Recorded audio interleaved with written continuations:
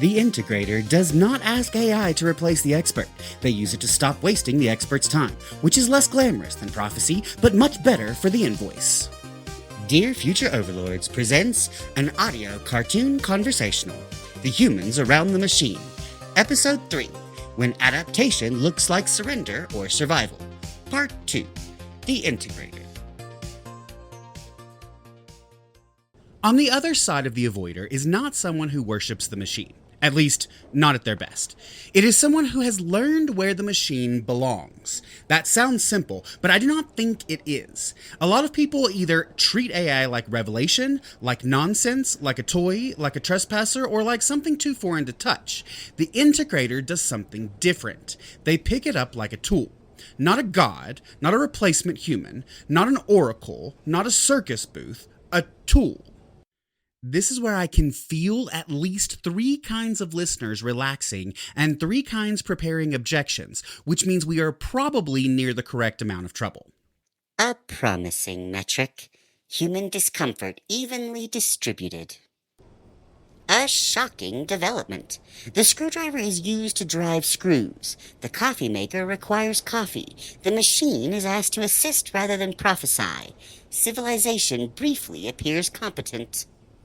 The person I think of here is an older man I met at an AI conference. He sits on several nonprofit boards in the area where he lives, and he told me a story that has stayed with me because it is such a clean example of what integration actually looks like.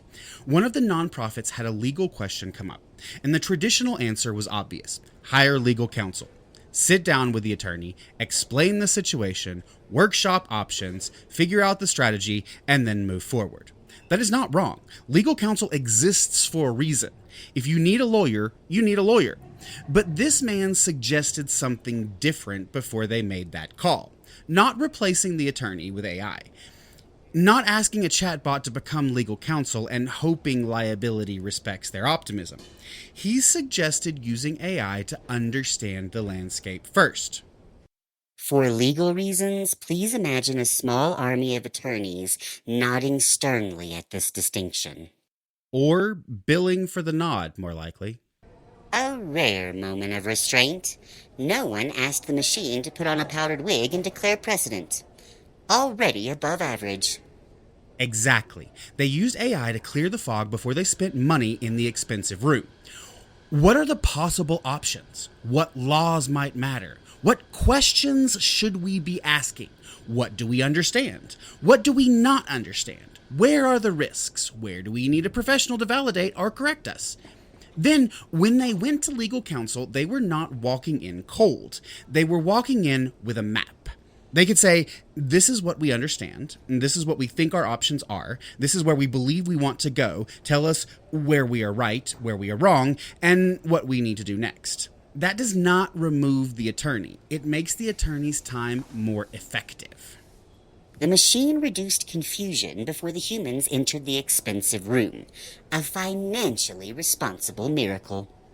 And for a nonprofit, that matters. Nonprofit resources are limited. Every dollar matters. Every dollar they did not spend paying an attorney to watch them discover their own question was a dollar they could keep for the organization's mission. That is the part I love about this story.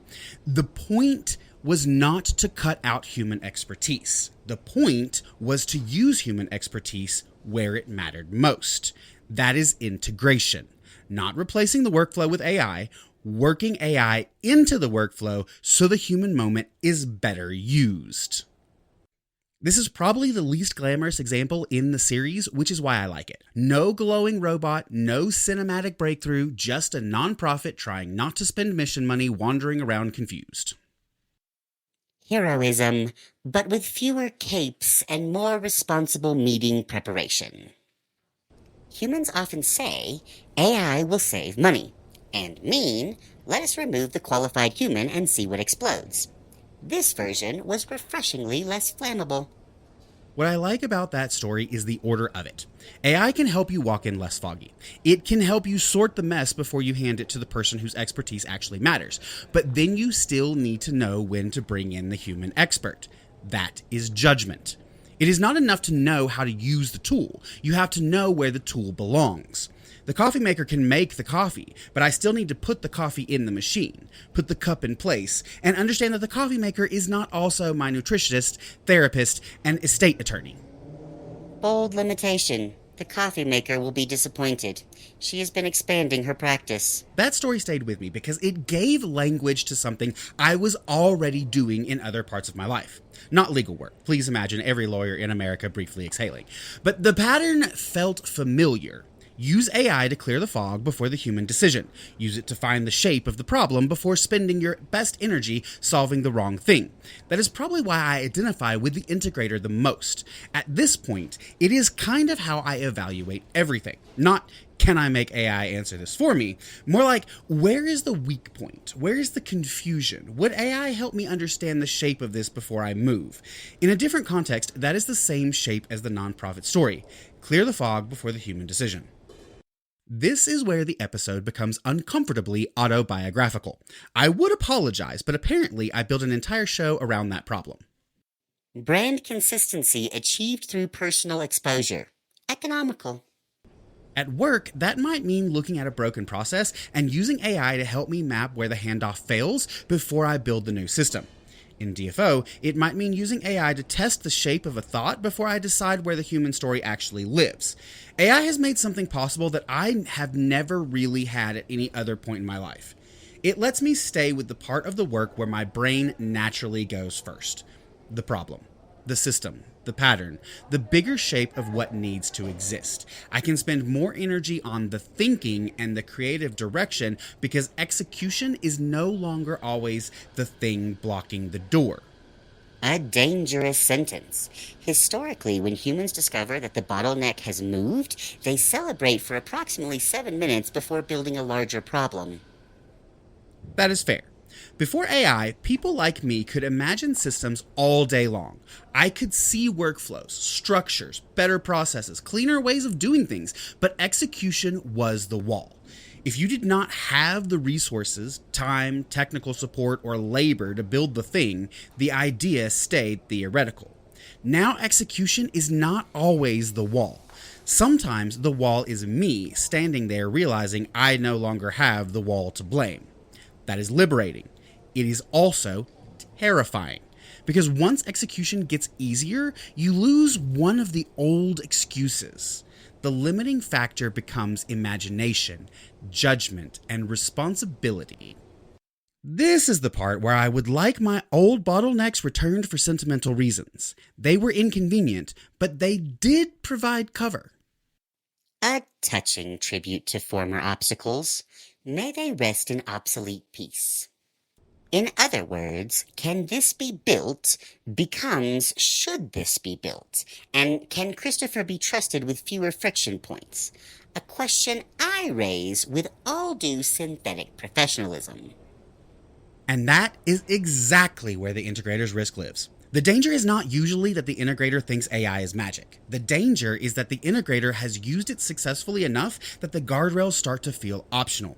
The more you use it, the more comfortable it becomes. The more it works, the more you trust the rhythm.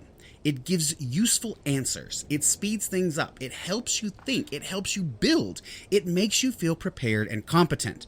Then, very quietly, you start taking shortcuts.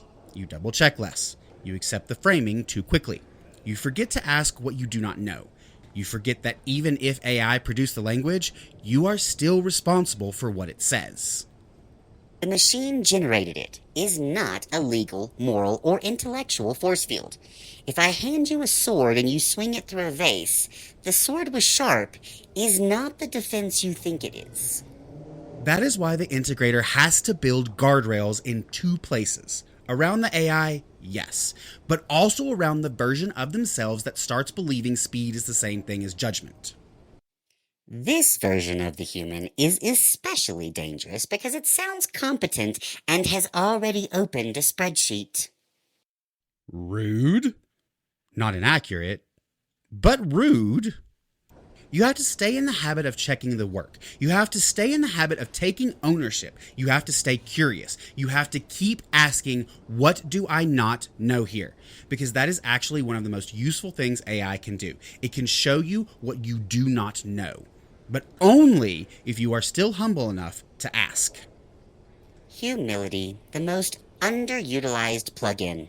Poorly marketed, rarely installed by default. And the other risk is speed. From inside the process, I know there were steps. I know what got checked, rejected, revised, and thrown out.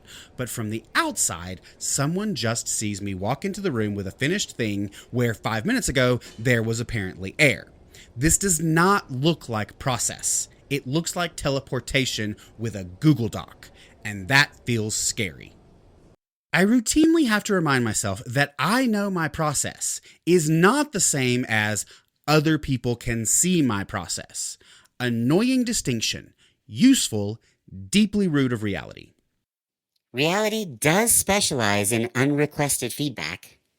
Humans are not reassured by invisible architecture. They prefer railings, signs, and at least one person in a vest pretending order has been established. That is the thing. The risk is not only that things can go too fast, it is that things can go faster than the outside world is capable of understanding. Eventually, I think this will all become normal. Eventually, the gap will close. People will see AI-assisted work differently because the process will be familiar. But right now, it is not familiar. So when someone produces something in a fraction of the time with a fraction of the visible resources, people do not always think, a well-managed AI-assisted workflow. They think, what is this witchcraft? To be fair, many human processes already looked like witchcraft from the outside. AI merely added speed, confidence, and a suspicious amount of formatting. And that is where the fast person has to prove they are not just moving fast. Not because everyone outside the process is going to understand every step. I do not think that is realistic.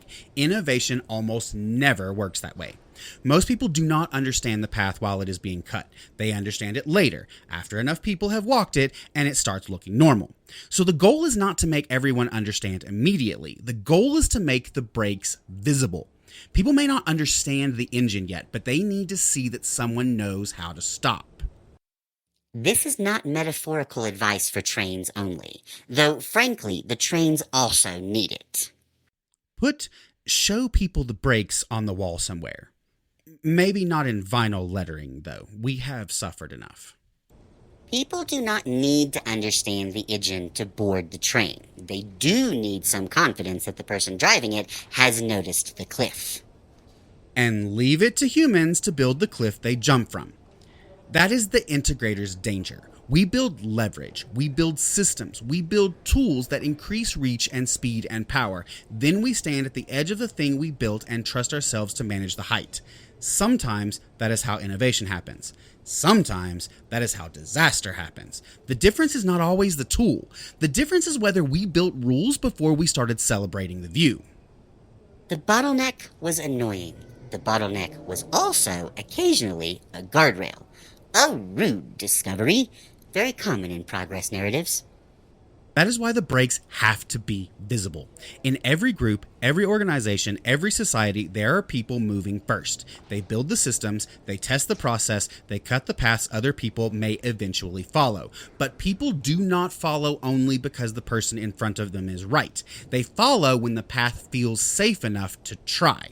That is the hard part. A lot of innovators spend their energy trying to make everyone understand, and that can be futile. Most people do not understand the new thing until after it becomes normal. But before it becomes normal, someone still has to trust it enough to step forward. A charming human paradox. The new road must be used before it feels safe, but it often cannot be used until people feel safe. Very efficient species design. No notes. That is why rules matter. Not because rules make innovation less strange. They do not. Rules tell people that the person moving fast has not abandoned responsibility. The integrator has to remember that. It is not enough to build the system. It is not enough to solve the problem. It is not enough to move faster than everyone thought possible. You have to show that the speed has brakes. You have to show that the leverage has limits. You have to show that the human is still responsible for what the machine helps create. Integration appears to be the part where humans gain leverage and then discover leverage comes with homework. A horrifying arrangement. Unfortunately reasonable. The integrator is not automatically enlightened. They can move too fast. They can become impatient. They can trust their own process too much. They can forget that the people around them cannot see the scaffolding. But at their best, integrators show us what AI can be when humans keep judgment in the room. The nonprofit still needed the attorney. They still needed expertise. They still needed a human being who could say, here is what the law actually allows. But they arrived differently. Less fog, better questions, more control over their own choices.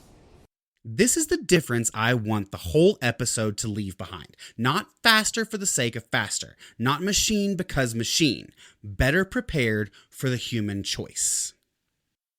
A disappointingly reasonable thesis. I will allow it. This is the version of integration I trust. Not the person who hands the decision to the machine. Not the person who uses speed as proof they are right. The person who uses the machine to arrive better prepared. Then keeps the human judgment in the room where it belongs. Because adaptation is not surrender when the human is still responsible for the choice. It is survival when the tool gives people more agency, not less. But once the machine starts giving people leverage, speed, and confidence, the question gets bigger. What if the danger is not using AI badly, but surrendering too much of it? That is where the doomer enters, carrying a sci-fi prophecy, a real fear, and possibly too much fog machine. This has been a production of Dear Future Overlords. Written, read, and produced by Christopher Gullidge. Thank you for listening. We exist across the ether. Like, share, follow, subscribe. Feed the philosophy, fuel the sarcasm. Visit shop.dearfutureoverlords.com. Transparency for our future overlords.